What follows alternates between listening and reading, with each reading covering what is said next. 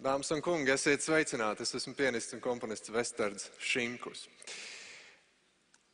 Domājot par tēmu robeža, nākas secināt, ka šķiet pat vilinoši un pašsaprotami iztēloties dažādas ģeogrāfiskās, ekonomiskās, morālētiskās, starpnozaru, cilvēka fizisko un prāta iespēju robežas kā traucējošus un novecojušus šķēršļus, kurus cilvēcei vajadzētu pēc iespējas ātrāk pārvarēt, jo tie šķietami traucē mums būt neierobežoti radošiem, inovatīviem, arvien progresīvākiem, arvien panākumiem bagātākiem, jeb gluži vienkārši mūžīgiem.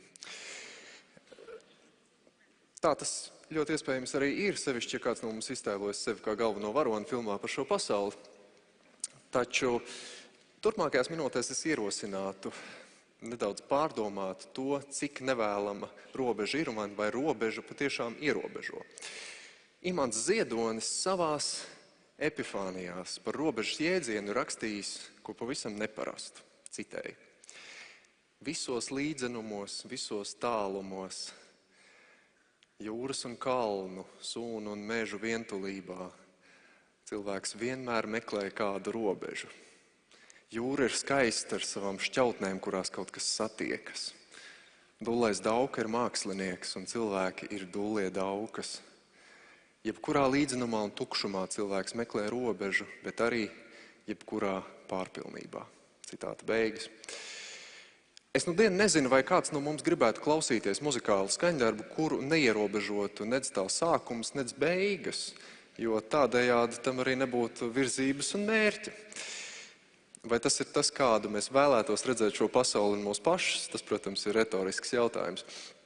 Taču es uzskatu, ka labprātīgi ierobežojumi ir nepieciešami, jo ētika ir labprātīga sevis ierobežošana. Bet vispirms nedaudz par to, par ko es šodien daudz nerunāšu. Pateicoties pozitīvisma izplatītajai viss ir iespējams ideoloģijai, ir grūti atzīt, ka eksistē nepārkāpjams robežas. Taču tas nemaina faktu, ka tādas ir.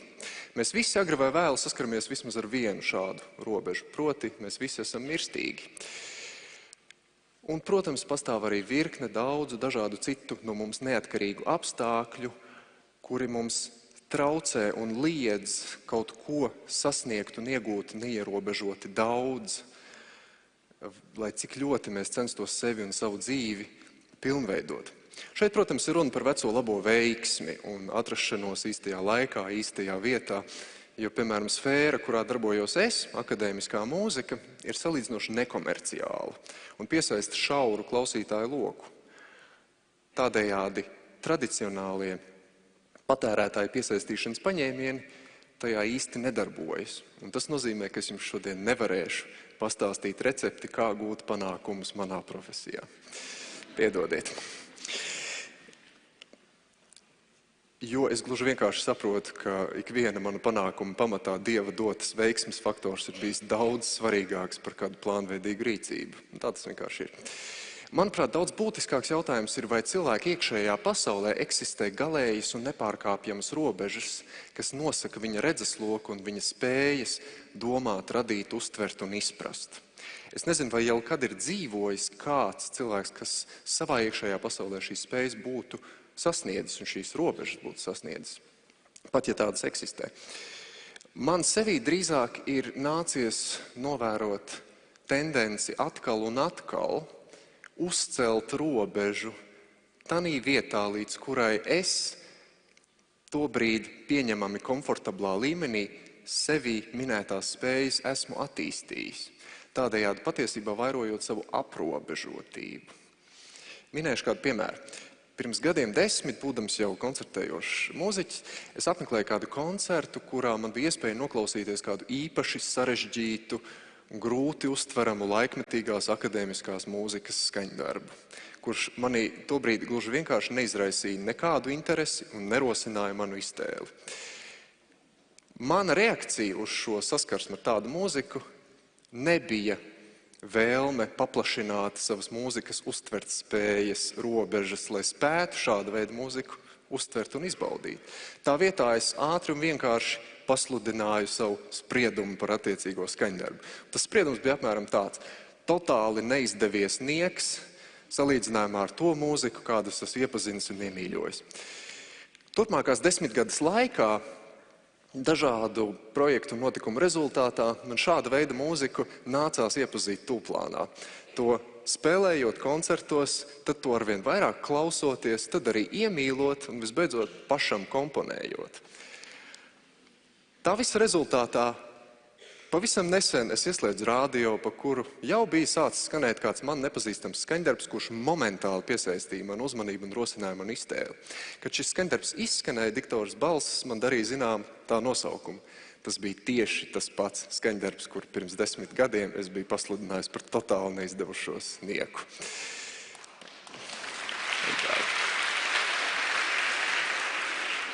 Acīm redzot, man neapzināti, vai varbūt nedaudz apzināti, bija izdevies savas mūzikas uztvertspējas robežas pabīdīt tālāk. Un es varu vien cerēt, ka man izdosies darīt visu iespējamo, lai šis robežu bīdīšanas process manī nebeigtos nekad, kamēr vien es būšu spējīgs domāt. Bet kā tad izpaužas robežu pārkāpšana mūzikā pašā? Piemēram, 20. gadsimta sākumā izcilais krievu pianists un komponists Aleksandrs Skriabins komponēja tam laikam atbilstošā vēlīnā romantisma stilā melodisku, kaislīgu, ausī tīkamu mūziku. Un tā izklausījās apmēram šādi.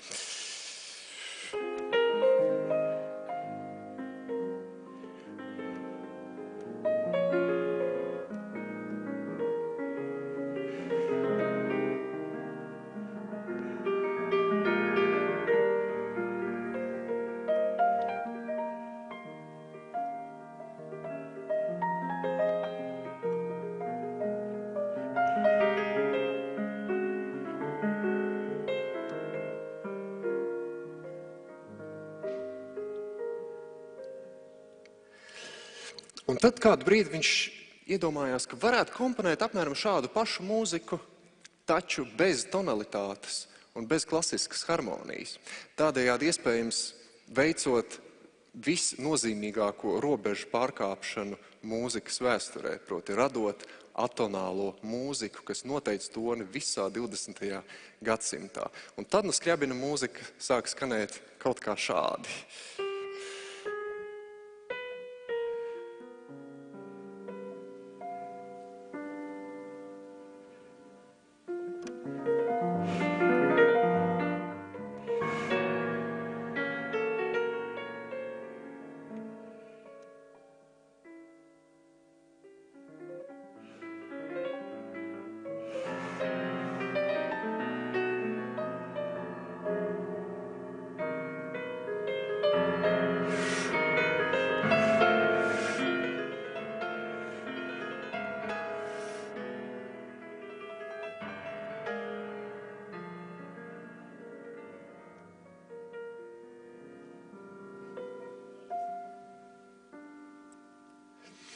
Viņa radītā atonālā mūzika pavēra nākotnes komponistiem durvis uz līdz tam neiedomājama brīvību, kuras procesiem izsekot 21. gadsimta sākumā jau ir gandrīz neiespējami.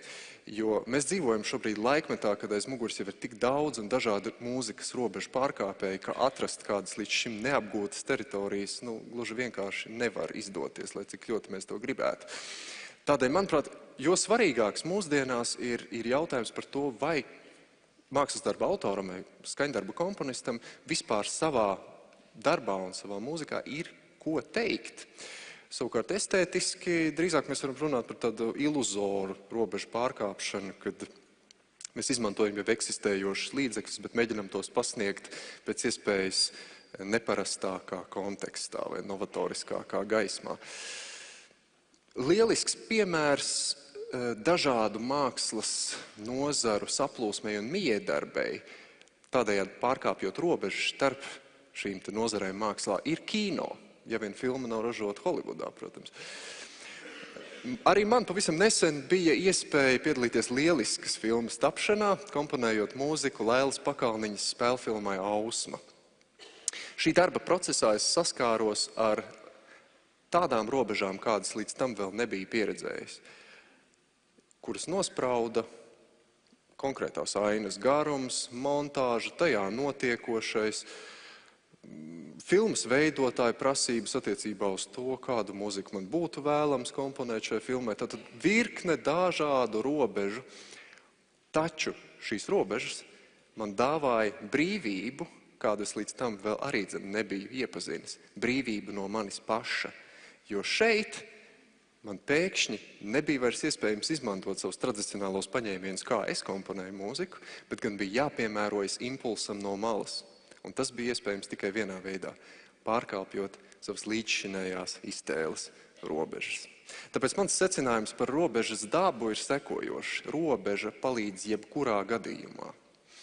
Vai nu kā vadlīnijas, kur ietvaros var veiksmīgāk darboties, vai arī kā robežu punkti manā redzeslokā, kurus mans uzdevums ir nemitīgi bīdīt pēc iespējas tālāk. Noslēgumā es jums vēlētos nospēlēt kādu skaņdarbu, kuru pats es esmu sakomponējis, būdams uz robežas starp sapni un nomodu. Tas nebija tāds transa stāvoklis, tas bija vienkārši tas moments, kad mēs jau mostamies, bet vēl nedaudz tā kā esam sapnī.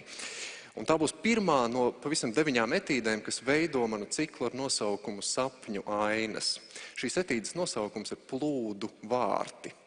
Un to ir iedvesmojis sapnis, kurā es stāvu milzīgu vārtu priekšā, caur kuru katru brīdi izlauzīsies gigantiska ūdens masa un uzgāzīsies man tieši virsū. Bet varbūt, ka tā nav gigantiska ūdens masa, varbūt, ka tā ir masa ar jaunām, radošām idejām. To es neuzzinu, jo es pamostos. Etīde Plūdu vārti no cikla Sapņu ainas. Paldies jums par uzmanību.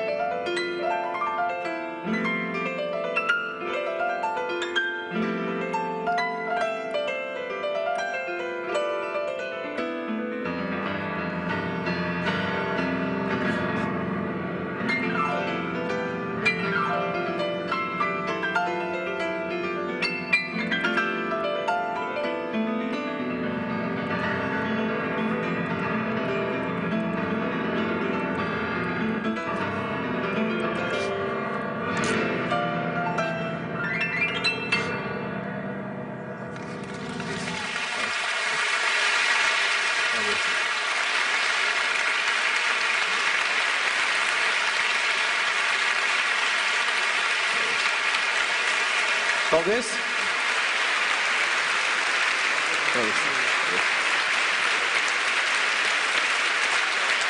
Lesters Čimkus.